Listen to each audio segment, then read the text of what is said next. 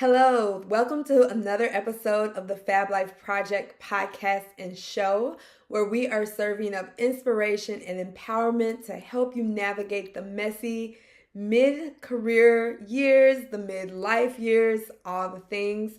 I'm Amber, I'm your host. I am a traveler. I'm a writer, a storyteller, an adventurous spirit who also happens to be a coach. I'm the founder of Amber Career Studio, where I help my clients unblock their potential and take control of their career so they can take control of their life. So, it's 2024. I'm excited for a new year. I'm a new year kind of girl. But in my reflection of the year that was 2023, something came up for me that I wanted to share with you all, which is being able to identify whether you are in the midst of a planting year or a blooming year. So let's back it up and talk a little bit more about all the things. So when I was talking to people about how their 2023 had gone, one of the things that stood out to me was that people just kind of felt weird about the year. I felt weird about the year myself, so I totally understood it. And it just seemed as if so many people were in this just funky space where things seemed uncertain, where maybe projects that they had been wanting to do, career changes, travel breaks, just a lot of things just seemed to be a bit more in the air than per usual. And as I was thinking and reflecting and looking back on my year, I recognized that 2023 felt like more of a transitional year. It felt like more of a foundational year, and just one of those times where things weren't quite going your way, but maybe you were still moving forward and still, holding on to the hope or the faith and the belief that something would happen, right? So, there's a difference between your planting year and your blooming year. And I want to talk about both because you could be in either one of those spaces. So I'll talk a little bit about what they look like, but also what it looks like for you to exist in that space, to be in that year and still give it the best you've got and hopefully feel a lot better about it because now you're able to identify and have the self-awareness around where you happen to be. You might see me glance over at my notes because I want to make sure that I'm giving you all the things. And also, it's the beginning of the year. This is my first video in a while. Child, my mind, the memory, it's still going, right? We're trying to catch up. Anyway, so let's talk about planting years. When you are in a planting year, you can usually identify this because I would say, I think being in a planting year, it can feel kind of creepy, unsettling, and like your inner gangster is truly being tested, right? In that planting year, you might be, trying to figure out where you're going. It might be that you are putting things into place or looking at how things should be put into place. Maybe you are wanting to change systems in your life. Maybe you are wanting to change careers and you're trying to figure out how to navigate yourself forward. It might be that you are planting the seeds to step into something new, but where you are at this moment doesn't look completely identifiable. There may not be a set timeline, so that can feel a little bit funky. But the hard part and the challenge is how do you maintain your energy during your planting year anyway? So to talk a little bit about my story, so I feel as if 2023 for me was a major planting year, but it was a planting year in a way that frankly I wasn't expecting, or it didn't catch up to me until later on that it was going to be such a planting year for me. So I remember on my birthday, and my birthday is in February, so coming up, but at the beginning of the year, right? And I remember my birthday, I turned 38 last year, feeling so weird. Like I just felt completely discombobulated. And I even used the imagery at the time of feeling like I was kind of just up on a cliff and looking out and all I could see was almost like a barren valley. Like it just felt really empty. Like in previous years, I felt like I could look over and like look into the year and see what was going to happen and, get excited about different things. But I will say that this year felt very different for me. And maybe if you're in a planting year, you might be going, oh my God, girl, I see that, right?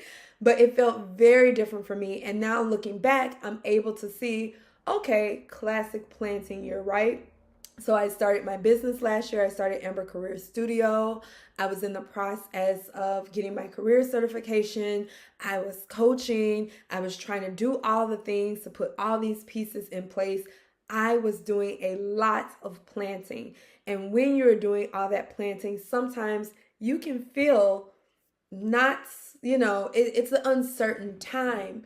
But one of the things that I learned, and I'll share with you, or if you are in your planting year, and to be honest, I think I'm still in quite a bit of it, is that you might see some of those blocks come up. Like when you're doing the planting, it's almost like if you're a gardener, if you're somebody who's ever gardened, or maybe you got to play in your backyard as a kid, pulling up weeds, right? And the weeds that crop up sometimes are an impediment to the success that you are looking to have as you're making those moves and planting. This is something that I see come up with my clients all the time. Like when I'm talking to people about blocks cropping up, a lot of the times people come to me for coaching when they are ready to get to the other side of their goal. They may have a vision, they see the vision, but what they are finding as we go through that coaching process, as you go through that year of planting,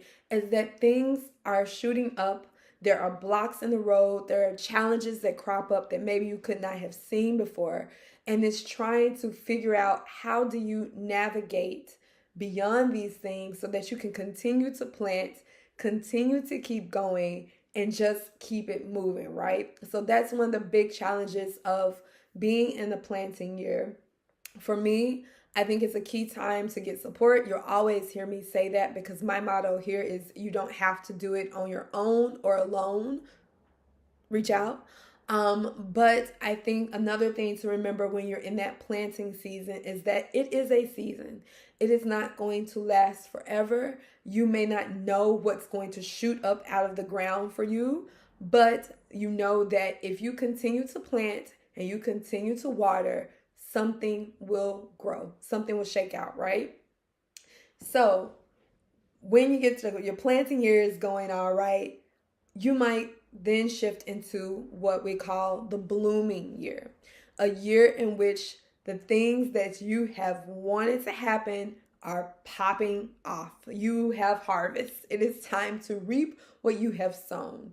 Now, the blooming year sounds amazing. In large parts and in a lot of ways, it is amazing, right? You're seeing the bounty of your hard work. You are like, okay, suddenly you're starting to feel more affirmed. It's definitely a more settled time than the planting year. But, because there's always some but, right? The blooming year is also when you realize that what got you here may not take you there. Meaning that the things that you have been planting and putting into place that you want to bloom, now that you are starting to see them, they are coming up. You're recognizing that there might be a need. I won't even say might. Actually, I stand 10 toes on this. There will be a need for you to shift your mindset, your actions, your habits into what is now needed in this new season of you, right? What got you here will not get you there. I see a lot of my clients learn that when I'm speaking to my clients who are in leadership positions, who are emerging leaders, people who have made a jump, right? They are navigating a transition. They are blooming into the leader that they want to become. They are blooming into the promotion that maybe they sought after. They are blooming into this next level of their career. But what they're recognizing is that as they are making that bloom, as they are getting into that transition, they may not have what is needed to get into that next space. Or another thing that happens, and this is actually one of my favorite things to coach for, is recognizing that you might be still carrying a bag of the seeds that you were planting, or you find that some of the weeds that you had to try to root out might actually still be there, right? That you didn't get everything, that there are still things that are cropping up that are holding you back from full bloom, that's holding your garden back from being the best that it can be. So these are things like limiting beliefs. They are those negative internal stories that if you've been, living long enough, you know that we often get things put on us. Stories that we don't ask for. Maybe it's that you had old bosses who were toxic. Maybe you had coworkers who were toxic. You hadn't figured out how to shake off the haters and how to continue to keep going. We're calling haters weeds now. I kind of love that.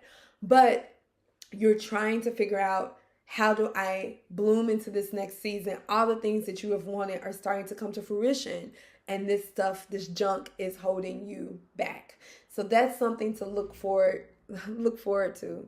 It's just something to look for, right? Slip of the lip. It's something to be aware of as you go into your blooming season. Now, I do want to say that whether you are in a blooming season or if you are in a planting season, both have their time and their place. One is not really better or greater than the other. They both are needed. They work in tandem to get you where you want to go, to get you on the other side of the things that you're trying to pursue. But they do have different ways that you need to handle them. And one of the things that I said, I actually made an Instagram video about this like New Year's Eve, is that when you have the awareness of where you are, meaning that you are able to see which season you are in, and you get that awareness early on, that's when you step into your time to shine. Whether that is you blooming, you planting, you have the awareness to say, how do I need to navigate this season?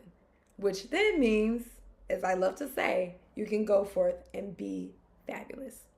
So I hope this episode was helpful for you. If you think this is something, you got a friend out there and you want to say, girl, you're blooming. This is your bloom time, or this is your plant time, or this is a message that you want to share with somebody, please do. I would absolutely love it. I would also love if you would subscribe. If you're watching me on YouTube, well, they always say, the YouTubers, hit the button. I would love for you to subscribe. And if you're listening to me in your ears and this is coming to you via audio, feel free to subscribe that way as well. I would love to have you as part of the community, in the audience, cheer you on as you navigate the transitions that you're coming up against in this part of your life. And also, of course, encourage you. If you find that you are watching this and you're seeing that you want more support, reach out to me. My DMs are always open. I would love to talk with you more about how you can get to your goals, how you can tap into the best of what you can do in this season of your life, whether you are blooming or planting. I support all. Thank you all so much. I will catch you on the next episode. Bye.